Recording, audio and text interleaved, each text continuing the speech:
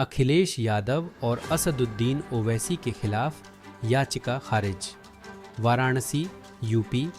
स्थानीय अदालत ने एक याचिका को खारिज कर दिया जिसमें समाजवादी पार्टी के अध्यक्ष अखिलेश यादव और मजलिस के अध्यक्ष असदुद्दीन ओवैसी के खिलाफ ज्ञानवापी मस्जिद परिसर में पाए गए शिवलिंग को लेकर टिप्पणी करने पर कानूनी कार्रवाई की मांग की गई थी। याचिका के अधिवक्ता हरिशंकर पांडे ने तर्क दिया कि अखिलेश यादव और ओवैसी ने अंजुमन प्रबंधन मस्जिद और लगभग 2000 अज्ञात व्यक्तियों के साथ मिलकर बार बार शिवलिंग को फव्वारा कहा, जिससे हिंदू भावनाओं को ठेस पहुंची।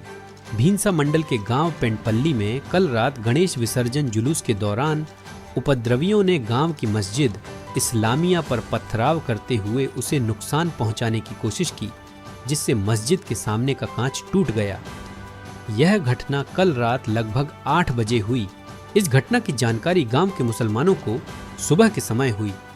स्थानीय मुसलमानों ने इस घटना की सूचना भींसा ग्रामीण पुलिस को दी, जिसके बाद सर्कल इंस्पेक्टर ग्रामीण नायलो पुलिस टीम के साथ गांव पेंटपल्ली पहुंचे और मस्जिद का निरीक्षण किया।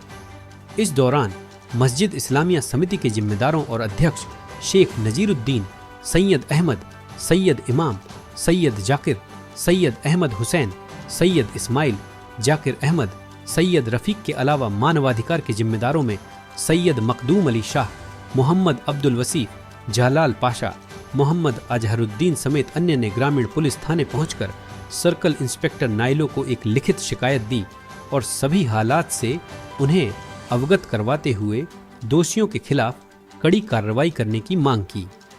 पानीपत की बाबरी मस्जिद पर सांप्रदायिक तत्वों की बुरी नज़र, मूर्ति रखकर पूजा पाठ शुरू कर दिया, लेकिन मुसलमानों ने कोशिश को नाकाम कर दिया। पानीपत की महान, प्राचीन, विशाल और ऐतिहासिक मस्जिद बाबरी मस्जिद में हिंदुओं ने मूर्ति आदि रखकर पूजा पाठ शुरू कर दिया है।